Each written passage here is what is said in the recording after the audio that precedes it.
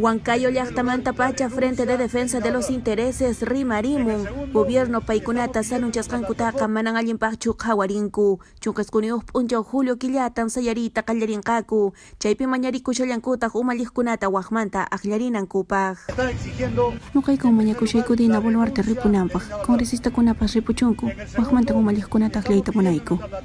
Chaykamataq Puno Sulk'a suyumanta pacha Juli provinciamanta Aymara warmikunan wakichikamushanku Lima llaqtaman chayaykamunankupaq paykunan mañakushanku Dina Boluarte suyumalliq kasqanmanta lluqsipunanpaq. Sayaripi ñakashayku manañan chaymantaqa qhipasaqkuñachu chayqa justicia kanantan munayku llapan peruanukunapaq.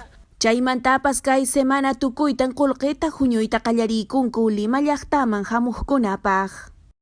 Arequipa llaqta piñataq Andrés Avelino Cáceres qhatuna wasipi qhatuqkunan willakamunku manas paykunaqa Lima llaqtaman illanqakuchu aswanqa qhatuna wasikunatas wisq'anqaku kikillantaq Banco de la Nación pas wisq'allankataq kay sayari p'unchawkuna chayaykamuqtin. Dirigentekunawan rimanakuspayku niku miércoles p'unchawta protestaman lluqsinaykupaq isqun Congresuta mantanmanta pacha kutimuqtiykuqa waqmanta mercadokunata kichasaqku.